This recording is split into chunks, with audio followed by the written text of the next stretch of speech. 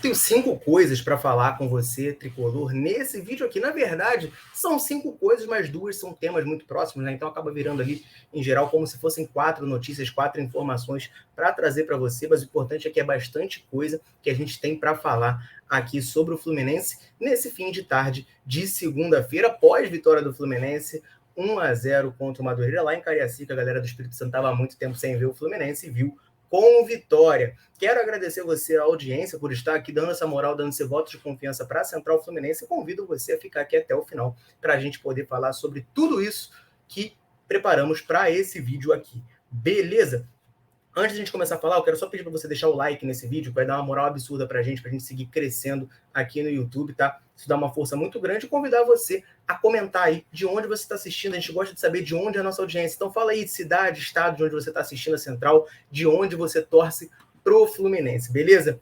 Valeu, galera. Vamos lá, vamos partir para as notícias, que é muita coisa, então vamos tentar ser aqui o mais direto ao ponto, porque como eu disse, né, ontem teve Fluminense e Madureira, vencemos por 1-0 e teve gol de John Arias, o colombiano mais amado do Brasil. O Fluminense até falou, né, para fazer assim, ó, tem o faz o L, agora tem faz o, sei lá, não sei o nome desse gesto aqui, mas é a comemoração típica do John Arias e ele foi eleito o guerreiro da rodada pela torcida do Fluminense. O Fluminense fez, né, uma votação lá no Twitter e teve 5.754 votos e 65,8% deles foram para John Arias como o guerreiro da rodada. A gente lá na nossa transmissão da Dali também elegeu, né, o bola cheia e o bola murcha do jogo, e a gente acabou elegendo o Calegari. Eu votei no Calegari como melhor em campo, eu gostei muito da participação do Calegari, mas o John Arias meteu o gol, decidiu o jogo e vem jogando muito bem já desde o ano passado, né? Então também é merecidíssimo aí ele estar sendo eleito o guerreiro da rodada.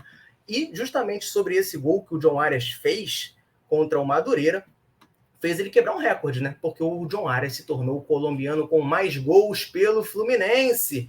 O recordista anterior era o Johnny Gonzalez, que atuou no Fluminense em 2019, tinha jogado 62 vezes e feito 17 gols, e o John Arias, com o gol marcado contra o Madureira, chegou a 18 gols pelo Fluminense. Um número bastante expressivo, né? Ele tem 85 jogos.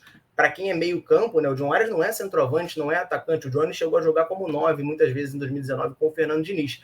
É um número muito expressivo do John Arias com a camisa do Fluminense. Acho que isso ilustra, né, mostra bastante como que o John Arias tem sido essencial para o Fluminense desde 2022. Né? Ele era um jogador meio descartado ali no começo do ano, ele chegou em 2021, teve lá seus problemas familiares, a avó dele acabou falecendo, depois quando ele voltou a jogar, não jogou bem. Quando virou para 2022, eu sempre falo isso aqui, né? Eu mesmo achei que o John Arias fosse, ó, ficar escanteado no Fluminense, talvez ser emprestado, ser desovado em outro lugar.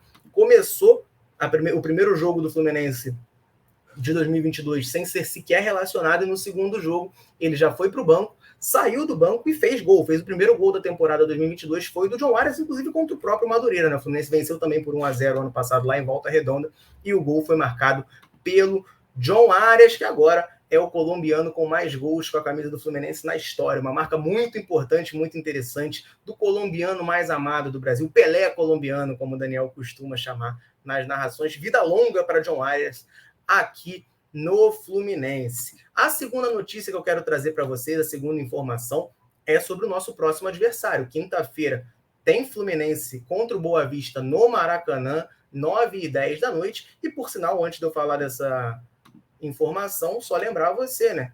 Você assiste o Campeonato Carioca ao vivo, com imagens e sem delay, com a Central Fluminense lá na Dali, narração de Daniel Leinardi, meus comentários, a maior e melhor cobertura sobre o Fluminense. Acesse aí, na descrição vai estar o link para você conhecer a Dali, ver os planos e vir assistir o Campeonato Carioca junto com a gente. A narração mais clubista, mais irreverente que há é a da Central Fluminense. Vem com a gente. Beleza? E a gente tem então um compromisso marcado.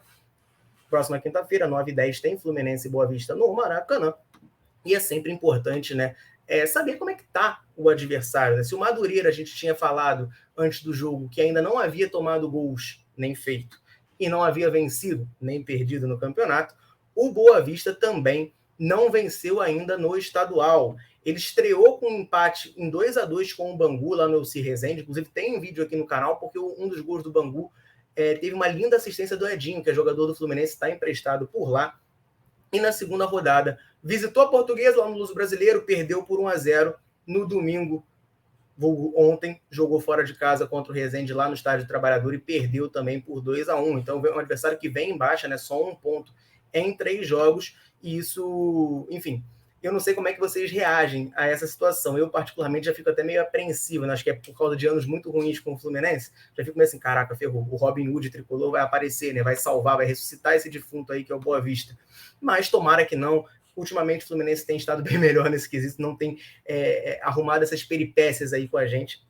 Vamos aguardar, vamos ver. Quinta-feira o Fluminense pega o Boa Vista aqui no Maracanã. O Fluminense que venceu os 3 jogos e não tomou gols, né? Que a gente consiga manter isso contra o Boa Vista na quinta, consiga, né, a 4ª partida consecutiva vencendo e sem tomar gols de preferência, porque tá muito legal, é muito bom viver isso, né? Central Fluminense está 100% de aproveitamento transmitindo o jogo do Campeonato Carioca, tá? Eu não queria falar ainda não, mas já falei.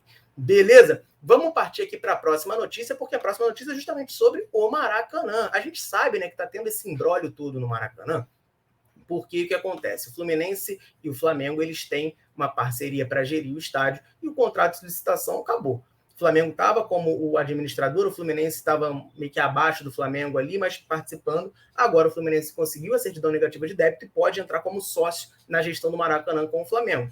Ia rolar a licitação, o Fluminense e o Flamengo iam concorrer, e do outro lado você tem a 777, que é a dona do Vasco agora, em parceria com a W Torre, né, que foi quem construiu o Allianz Parque, por exemplo, se não me engano, a Arena Mané Garrincha lá em Brasília também, querendo gerir o Maracanã. Tá? Ia rolar uma licitação, acabou não rolando, foi adiada e até agora está em aberto. Fluminense e Flamengo estão com uma gestão provisória do estádio. Decidiram manter, porque quem estava gerindo antes mantém uma gestão provisória para Flamengo e Fluminense. Então, o Flamengo nesse cargo um pouco acima do Fluminense, o que mudaria na próxima licitação. E aí a gente vai ver o que acontece quando a próxima licitação ocorrer e ser marcado. Mas o Cláudio Castro, governador do Rio de Janeiro, apareceu para desmentir algumas coisas e para dar a sua declaração, o seu ponto de vista. Tá? Saiu uma notícia de que o Cláudio Castro teria falado para a galera da 777 Partners, né, que é a dona da SAF do Vasco, de que não havia como garantir nada no Rio de Janeiro. Né? Eles perguntaram o negócio de lisura e tal. E aí o governador falou que isso é mentira, que o que ele disse é que se ficassem fazendo pergunta nesse sentido, ele os convidaria a se retirar, né? Levaria isso como uma ofensa. Pô, vai falar que ele vai fazer um processo sem lisuras, é complicado, né? Sem lisuras não, sem lisuras, né? Com problemas, né?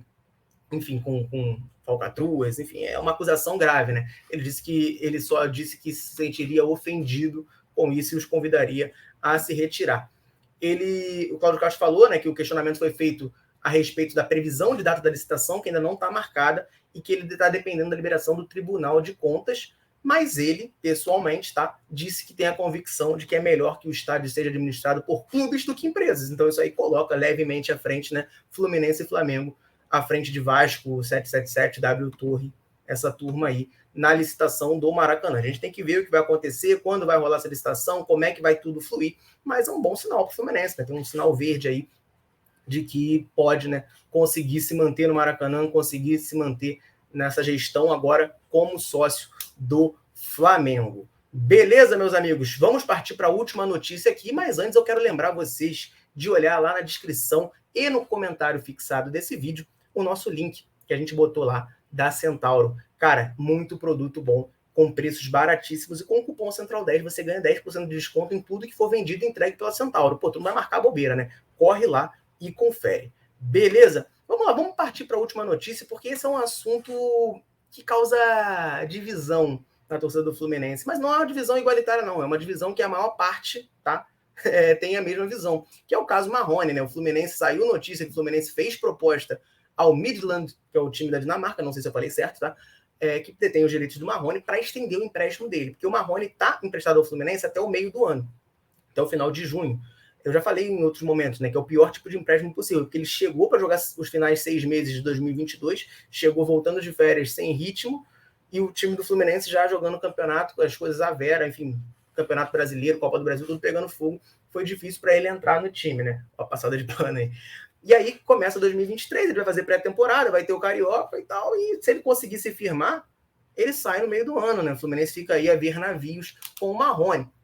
E aí o Fluminense, acho que está pensando dessa maneira também, fez uma proposta, tá, para o Midland para estender o contrato do Marrone de empréstimo até o final de 2023, para ele ficar a temporada inteira por aqui. O jogador é muito bem avaliado pelo Fernando Diniz gosta dele, mas a Netflix apurou que, embora os dinamarqueses, né, tenham acenado positivamente para a proposta do Fluminense, eles não estão fechados a outras propostas, né? Ou seja, se chegar uma outra proposta para o Marrone, quem sabe pode ser mais interessante para eles do que mantê-lo aqui no Fluminense. Então, assim, não tem ainda uma definição. A Netflix, inclusive, define como uma incógnita essa situação. Beleza? Enfim, é complicado porque o que acontece? O Marrone, essa situação até andou causando polêmica ultimamente, né? Porque, por um lado, assim, a minha visão, eu acho que eu vou na contramão da maioria. Eu falei isso em live, nas lives da Central do Mercado, eu falei, cara, se o Fluminense avaliar, veja bem, se o Fluminense avaliar, não quer dizer que eu avalio assim ou assado. Se o Fluminense avaliar que o Marrone é útil, interessante para tê-lo na temporada, o Fluminense deveria sim fazer essa proposta de extensão do contrato do Marrone. Enfim, não deveria nem ter assinado para o contrato dele acabar no meio de 2023. Tá? Mas já que assinou, deveria sim fazer uma proposta de extensão desse empréstimo. Por quê? O que acontece? O Marrone vai e ganha a chance no começo do Carioca, como andou ganhando, né? No último jogo ele não foi relacionado, mas nos dois primeiros ele entrou. Um ele foi titular e o outro ele entrou. Aí vamos supor que o Marrone arrebenta. O Marrone começou a jogar bola, arrebenta. Faz um estadual bom, vira titular do time. Não é algo que a gente espera, mas vai que acontece, tá? Vamos trabalhar com esse cenário hipotético.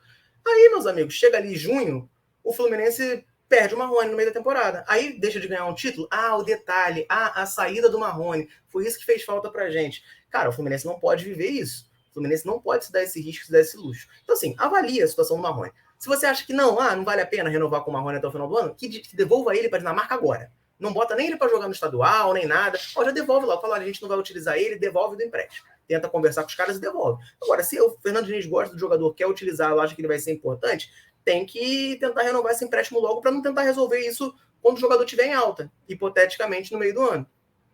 Porque ele em alta, os valores são mais altos. Naturalmente, né? O Fluminense já pagou um valor alto por esse empréstimo do Marrone. Essa matéria aqui não diz, né, se o Fluminense vai ter que pagar ou não pela essa prorrogação do empréstimo do Marrone. Eu acredito que sim, que já é um problema também, né? Enfim, quanto melhor o jogador estiver performando, mais o clube dinamarquês vai cobrar para emprestá-lo, para prorrogar esse empréstimo. Então tem que resolver isso. Aproveita que ele está em baixa. Aproveita que ninguém parece estar querendo o Marrone, que a torcida do Fluminense quer matar o Marrone, e tenta resolver isso. É a minha visão, tá? Mas, enfim, causou muita polêmica. Dizem que o Marrone está treinando bem, está se destacando nos treinos, né? E, enfim, vamos aguardar. Eu, particularmente, vi um Marrone melhor em 2023 do que em 2022. Só que, assim, aqui tem uma questão. Eu já falei isso várias vezes sobre a lateral esquerda. Eu acho que o Marrone ganhou esse benefício. Na lateral esquerda hoje do Fluminense, né, qualquer um que chegar ali e descobrir que a bola é redonda, a torcida já vai adorar. Eu vou falar, temos um lateral. Porque o que a gente tinha antes estava muito ruim. Acho que o Marrone também tem isso, né? Minha comparação é com o Marrone em 2022. Eu vi o Marrone em 2023 mais ligado, buscando o jogo. O Marrone de 2022 me parecia um cara meio, sei lá, desinteressado, desconectado ali da realidade. Os 2023 já é uma outra versão. No jogo contra o Rezende, foi contra o Rezende, botou uma boa bola na área para o Lima cabecear, o Lima perdeu uma chance claríssima. Enfim, contra o Nova Iguaçu ele apareceu um pouco menos, mas assim, mostrou alguma coisa ali, uma vontade, enfim, alguma coisa. Não é o suficiente para valer o que pagou, para ele ficar entrando, para ele ser o cara do time do Fluminense. Não, longe disso. Mas mostrou alguma evolução. Então, assim, eu tô até dando esse benefício da dúvida. Se o treinador gosta, tô dando esse benefício da dúvida. Não sei se eu vou me arrepender ou não depois. Mas, ao meu ver, cara, o Fluminense tem que tentar renovar esse empréstimo logo. Então, assim, eu aprovo essa medida a ver valores, né? Tem que ver quanto o Fluminense vai ter que pagar para o Midland para estender esse contrato do Marrone. Mas se conseguir de graça ou por um valor, né, micharia, simbólico, eu acho que a decisão do Fluminense é a correta. Eu quero saber de vocês que estão assistindo. Eu imagino que a maior parte da galera que assistir vai me detonar por essa opinião, vai discordar, mas o espaço dos comentários, né, desde que seja respeitoso, é para isso mesmo. Comenta aí sua opinião sobre o caso Marrone, sobre o Boa Vista, né, que ainda não venceu no campeonato, sobre a situação do Maracanã e sobre o John Arias, o colombiano mais amado do Brasil. Valeu? Vou ficando por aqui. Um abraço, saudações tricolores. Tamo junto.